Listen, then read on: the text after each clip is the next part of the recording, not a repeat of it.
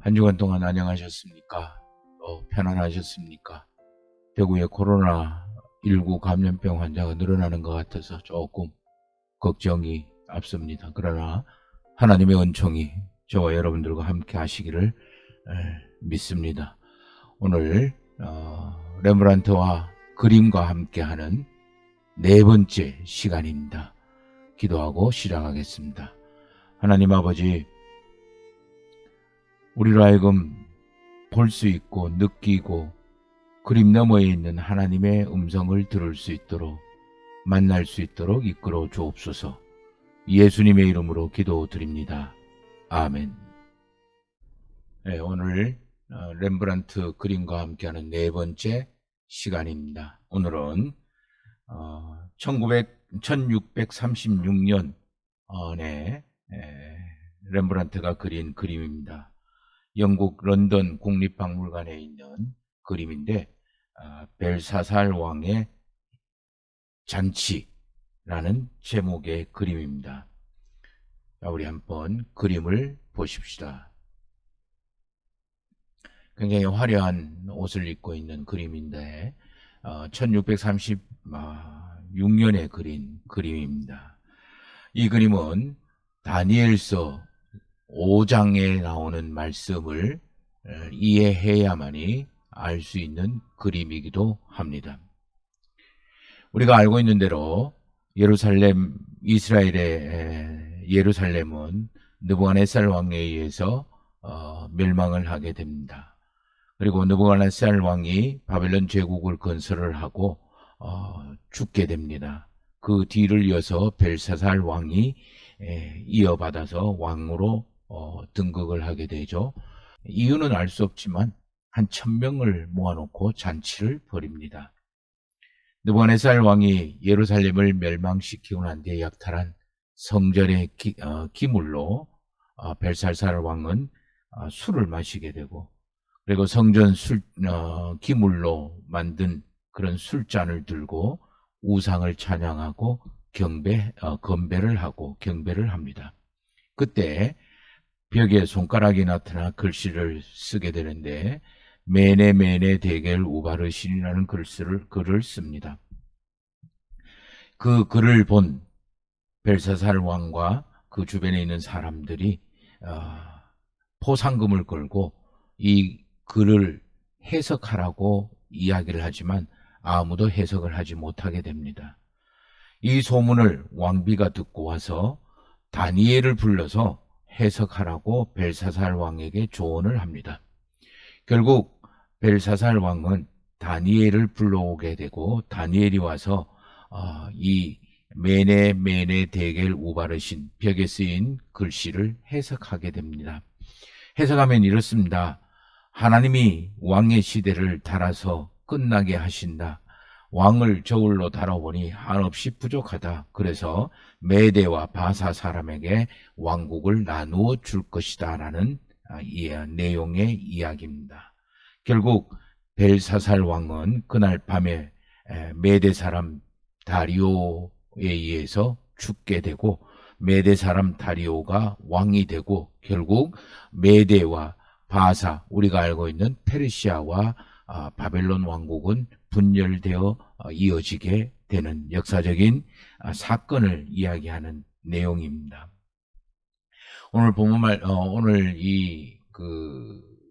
다니엘서 5장을 바탕으로 한 이 렘브란트의 벨사살 왕의 잔치, 향연이라고 이야기하는 이 그림은 어쩌면 오늘 저와 여러분들에게 주는 하나님의 말씀 또는 렘브란트의 입을 통한, 그림을 통한 하나님의 이야기라고 해도 과언이 아닐 것 같습니다.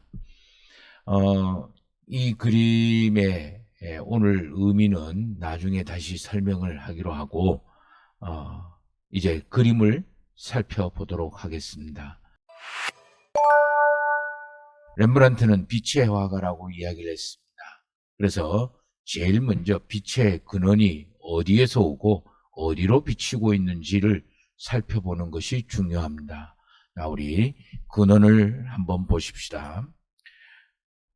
빛의 근원은 이 부분입니다. 아주 밝은 부분으로 주변의 검은색과 서로 대비가 되어지는 그런 모습을 갖고 있습니다. 그리고 이 모습이 마치 검은 구름 사이로 동그랗게 하늘이 비치고 그 하늘로부터 빛이 쏟아져 내려오는 그런 광경이기도 합니다.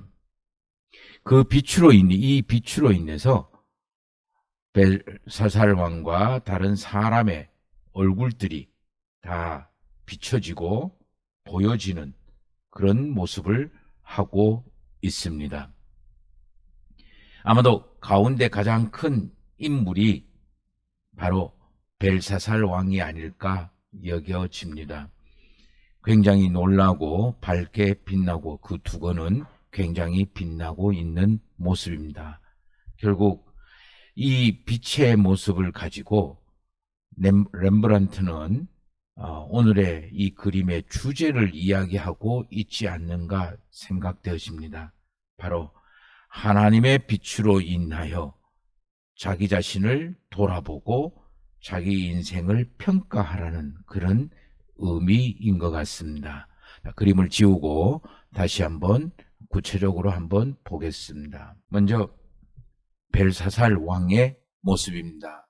아마도 가장 가운데 있는 이 부분이 이 사람이 벨사살 왕이지 않을까 그렇게 여겨집니다. 굉장히 화려한 옷입니다. 옷이고 그 다음에 요란한 보석 장신구를 가지고 있고 얼마나 배가 불렀는지 많이 먹었는지 조금 그림을 확대를 해보겠습니다. 이 부분을 보면 옷이 헤어져 있습니다. 아마 배가 많이 불러서 단추가 터진 것 같은 그런 느낌입니다. 정말 많이 먹기는 많이 먹었는가 봅니다. 그리고 조금 내려서 이 머리 장식을 한번 보겠습니다. 이 머리 장식 화려한 깃털 장식과 그리고 이 두건 그리고 왕관 여러 가지 모습으로 왕의 모습을 드러내고 있습니다. 결국 이렇게 보면 이 벨사살 왕의 옷을 한번 볼까요? 전부 망토 비슷한 옷은 전부 보석으로 치장되어 있는 것 같습니다. 결국 이 벨사살 왕의 모습을 보고 또 그 밑에 있는 모습을 보면 두 가지의 분위기가 나고 있는 것을 볼 수 있습니다. 하나는 밑에 확대를 해서 보겠습니다. 지금 작은 모습이지만 뭐 별 그런 화려한 모습은 아니지만 일단은 우리 그 잔치의 모습입니다. 그림상으로는 잔치의 모습이라기보다는 술판을 벌이고 있는 것 같은 그런 생각이 듭니다. 그러나 성경 말씀과 함께 상상해 보면 천여 명이 파티를 하고 있는 장면입니다. 너무 많은 것을 먹어서 조금 전에 말씀드린 것처럼 배의 단추가 다 풀어지고 끌어질 듯한 그런 모습을 볼 수 있습니다. 탐식의 전형적인 모습이죠. 그리고 이 잔입니다. 그리고 여기에 있는 성전, 그 접시, 이 모든 것들은 아마도 그 예루살렘 성전에서 느부갓네살 왕이 약탈해 온 성전의 포도주 잔이 아닐까 여겨집니다. 그리고 우리 조금만 더 보면 이 주변의 벨사살 인물의 주변은 다 이 여성들입니다. 성경에서는 후궁들이라고 이야기를 하고 왕비가 나중에 왕을 찾아오는 것으로 봤을 때 아마 후궁들과 벌이는 정작 자기의 아내와는 상관이 없는 그런 잔치인 것 같습니다. 결국 자기의 즐거움과 그리고 자기가 좋아하는 것들을 즐겨하는 그런 탐색에 관한 이야기를 하고 있습니다. 더군다나 자기 아버지가 약탈해온 성전 기물을 가지고 자기 술잔으로 사용을 하는 또는 자기의 음식 잔으로 사용을 하는 모습으로 봤을 때 아마 자기 가시와 교만, 오만함을 나타내고 있는 것 같습니다. 가만히 보면 이 장면은 성경에서 이야기하고 있는 죄의 중대한 죄에 관한 모든 것들을 이야기합니다.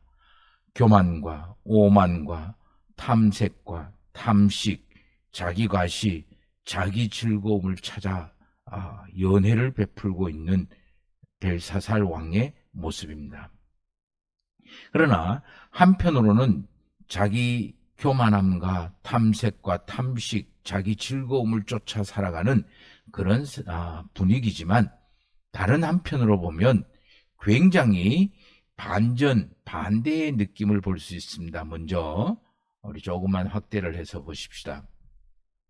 이 벨사살 왕의 눈을 보시기를 바랍니다. 굉장히 토끼 눈처럼 굉장히 놀라고 있는 모습입니다. 그리고 이 주변에 있는 사람들의 눈 역시 굉장히 놀란 모습을 하고 있습니다. 그리고 급하게 이 왼쪽으로 돌아간 어깨의 모습입니다. 어깨의 모습, 얼굴도 벽면으로 향하고 있고 그 시선도 벽면의 글자를 향하여 바뀌어져 있습니다. 그리고 얼마나 급하게 돌렸는지 우리 이 보석 장신구가 바람에 날리는 듯한 그런 모습입니다. 그리고 이 왼손은 이 후궁이 들고 있는 술잔을 칠 정도로 빨리 급하게 돌렸고 또 이 오른쪽에 있는 후궁의 술잔도 떨어뜨릴 만큼 급하게 놀란 모습을 하고 있는 겁니다. 벽에 나타난 글씨를 보고 놀라고 급하고 정신이 없는 그런 분위기를 나타내고 있습니다. 한편으로는 오만과 교만, 그리고 자기 과시, 그리고 탐색과 탐식의 즐거움의 분위기가 있는 반면 다른 한편으로는 급하고 공포와 놀람과 화들짝 놀라는 그런 분위기가 같이 있습니다. 이제 가장 중심인 것 같지만 약간 옆으로 비켜져 있는 출발점을 가보십시다. 확대를 해보겠습니다. 글씨입니다. 당시 렘브란트는 히브리어를 몰라서 옆에 사는 이웃에 사는 랍비에게 이 글을 물었다라고 하는 이야기도 있습니다. 자, 메네 데겔 우바르신까지입니다. 보통 옆으로 쓰는데 세로로 쓰고 오른쪽에서 왼쪽으로 쓴 그런 글자 모습입니다. 그런데 이 글자 내용도 중요하지만 글자 분위기를 한번 보십시다. 자, 이 부분, 밝은 부분과 그리고 이 어두운 부분은 서로 대비가 되어지고 있습니다. 그리고 이 빛은 조금 전에 말씀드린 것처럼 모든 사람을 비추고 있습니다. 메네 데겔 우바르시라는 이 글자는 쉽게 이야기하면 너 내 기준에 보면 모자라도 한참 모자라는구나. 내가 준 은총을 관리한 능력이 모자라는 것. 그래서 너에게 준 은총을 뺏어서 다른 사람에게 나누어 줄 거다. 이런 뜻으로, 의미로 사용되어진 말들입니다. 좀 지우고 다시 보십시다. 이 그림 앞에 서면 왠지 두려움을 느끼게 됩니다. 우리 성도님들도 자세히 보면 이 두려움을 느끼게 됩니다. 글씨는, 벽에 나타나 있는 이 손가락의 글씨는 우리에게 하나님의 기준으로 너의 삶을 평가하라, 비추어 보라, 이렇게 이야기를 하고 있습니다. 그리고 이 빛에 자기 자신의 얼굴을 돌리고 그리고 하나님에게로 향할 때 내 인생의 본질을 알 수 있다라는 거예요. 이 잔치판에서는 결코 내 인생의 본질을 알 수가 없습니다. 이 세상에 내가 마련한 잔치판, 탐식과 탐색과 자기 과시와 교만과 오만의 자리에서 고개를 돌려야만, 돌아서서 하나님의 빛을 향할 때만이 우리는 내 자신의 본질을 알게 된다라는 거예요. 벨사살 왕이 가지고 있는 화려한 모습과 그리고 풍성한 모습과 그리고 많은 즐거움들이 있는 이러한 삶이 우리 인생의 성공이 아니라 하나님의 기준에, 하나님 보시기에 적합한 것이 우리 삶의 기준이다라는 그런 의미이기도 합니다. 우리 삶의 기준은 바로 이 하나님이시지, 우리가 마련해 놓은 이런 화려하고 풍성하고 즐거울 거리로 가득 차 있는 것이 아니다라는 그런 뜻이기도 합니다. 또 하나 재미있는 것은, 자, 우리 그림을 지우고 한번 보십시다. 오늘 이 그림에는 특별히 다니엘서 5장의 주인공도 손가락이지만 오늘 이 렘브란트도 손가락을 굉장히 강조해서 그렸습니다. 하나님의 손가락이 있습니다. 그리고 벨사살 왕의 손가락이 있습니다. 그리고 후궁의 즐거움에 참여하는 후궁의 손가락이 있습니다. 한 손으로는 자기가 마련하고 자기가 좋아하는 것을 가지고 있는 그런 오른손이 있습니다. 그리고 어쩔 수 없이 술잔을 잃어버린 그런 손도 있습니다. 참 손가락이 참 많이 나와 있습니다. 그 중에 주목해야 될 손가락이 두 가지가 있습니다. 하나는 바로 이 벨사살 왕의 손입니다. 당시 벨사살 왕의 손은 모든 것을 명령하고 집행하고 결정하는 막강한 권세의 손입니다. 당시 모든 일들은 이 벨사살 왕 손가락에 의해서 결정되어집니다. 심지어 백성의 삶과 죽음도 이 벨사살 왕의 손가락에 의해서 결정이 되어집니다. 그러나 정작 중요한 것은 세상에서 가장 크고 힘 있는 손가락이라고 할지라도 바로 더 크고 더 위대한 손가락에 의해서 통치받고 컨트롤 당하고 그 앞에는 무력하다라는 거예요. 이 밑에 있는 벨사살 왕의 손 아래에 있는 손가락은 손 아래에 있는 모든 세상이 벨사살 왕에 의해서 다스려진다라고 하면 이 위에 있는 하나님의 세계가 이 벨사살 왕을 통치하고 다스리고 있다라는 그런 이야기입니다.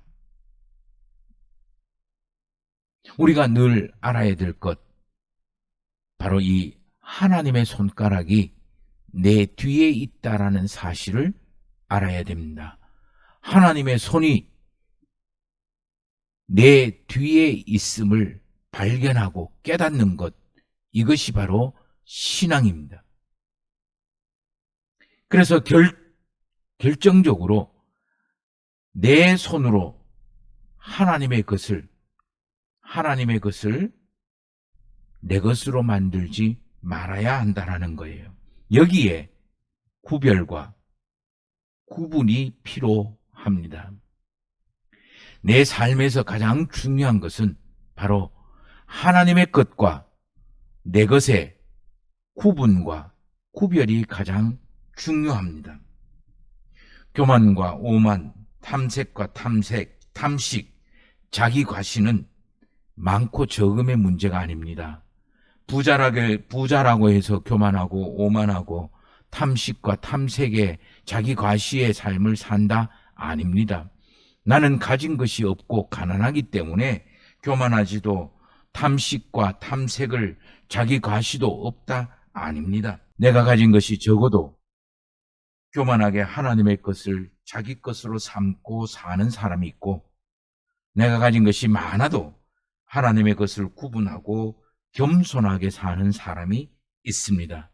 결국 우리 인생에 하나님의 것과 내 것을 구별을 하고 구분하면서 사느냐 안 사느냐, 이것이 우리 삶의 성공의 모습이라고 할 수 있다라는 거예요.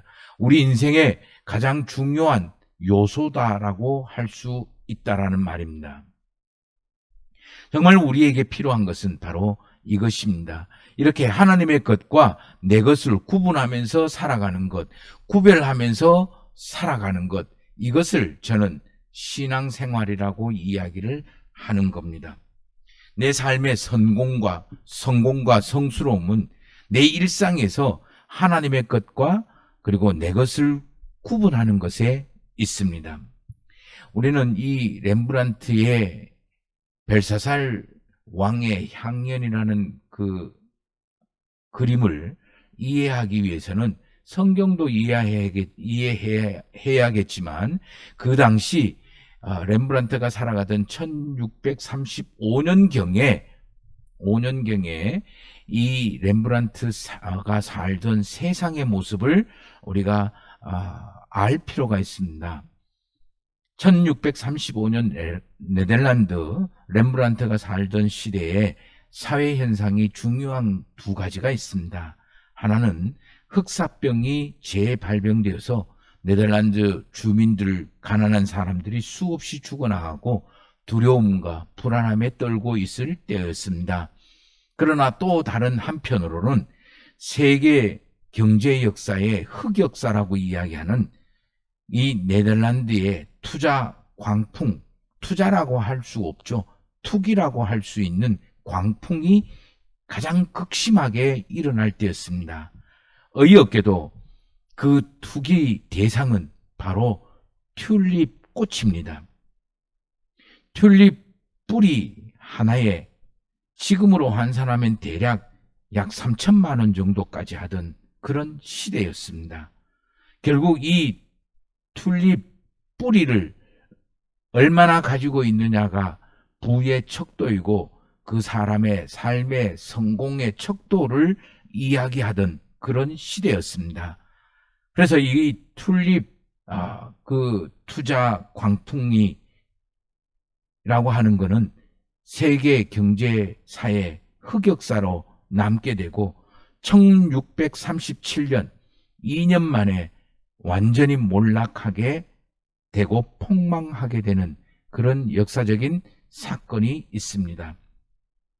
이러한 때에 렘브란트는 친구에게 쓰는 편지에서 이 시대에 돈을 쫓아 살아가는 이 시대에 일종의 권고와 경고를 보내기 위해서 이 벨사살 왕의 잔치라는 그림을 그렸다라고 이야기를 하고 있습니다.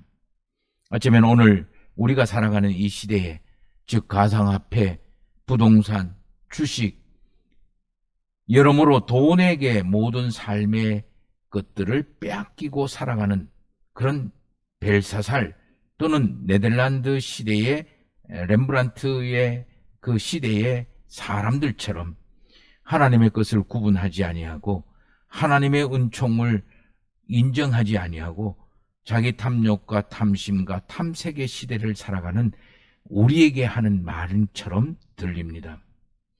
이 그림을 그린 렘브란트는 원래 이야기 다니엘서 나오는 벨사살 왕의 이야기를 통해서 우리에게 묻습니다.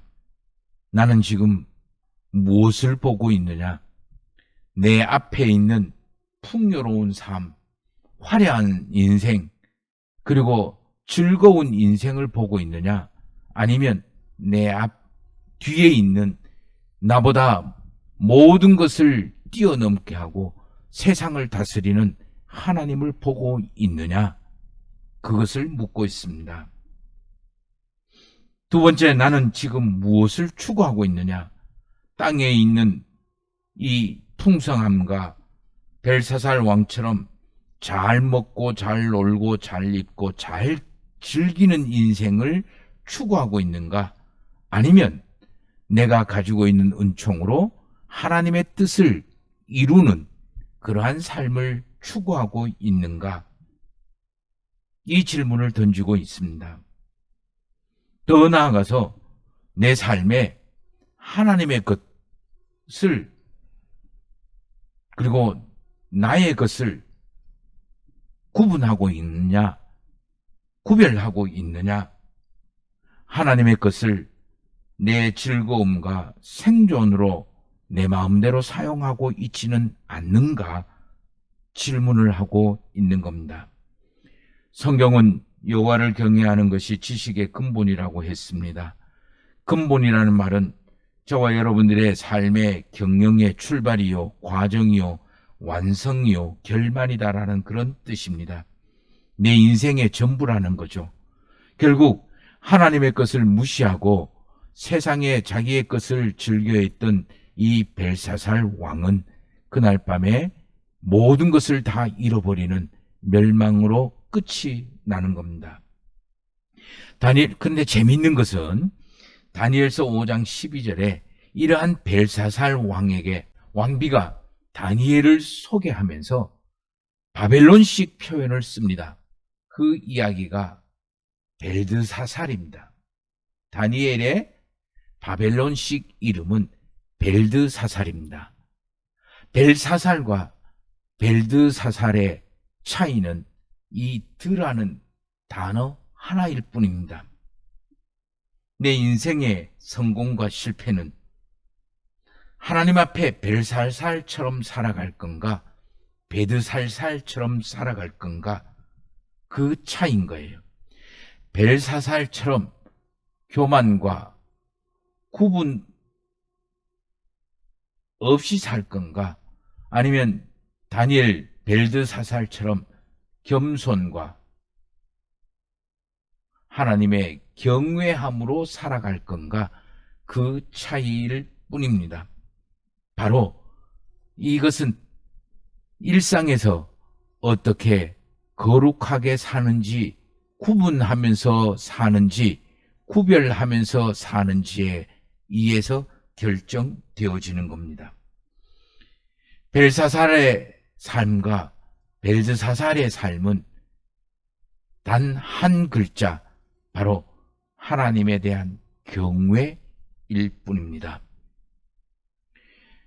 이제 전체 그림을 다시 한번 보시기를 바랍니다. 오늘 이 벨드사살의 향연 또는 잔치에 관한 이야기는 꼭 다니엘서 5장에 나오는 이 벨드사살과 다니엘의 이야기, 벽에 쓴 글씨에 관한 이야기를 꼭 한번 읽어보시고 난 다음, 또는 그림을 보시고 난 다음 다니엘서에 나오는 그 이야기를 꼭 한번 읽어보시기를 권합니다.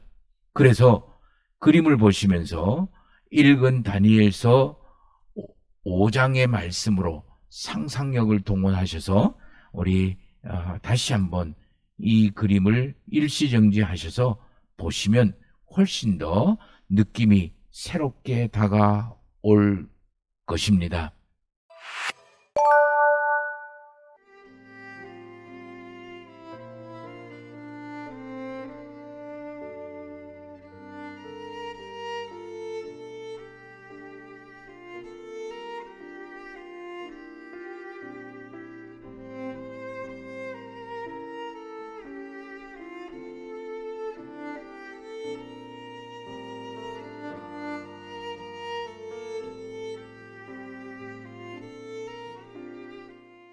어떠셨습니까? 오늘 네 번째 렘브란트의 그림을 가지고 이리저리 이야기를 해봤습니다.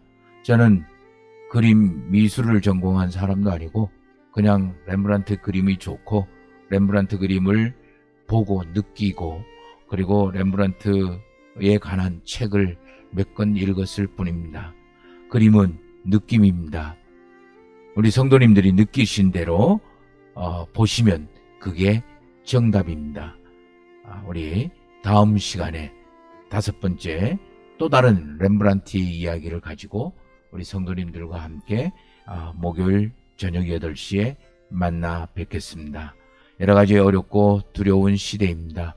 함께 성경으로 돌아가서 하나님과 함께 동행하고 하나님과 함께 살아가는 이겨나가는 우리 성도님들이 되시기를 간절히 소망해 봅니다. 기도하겠습니다.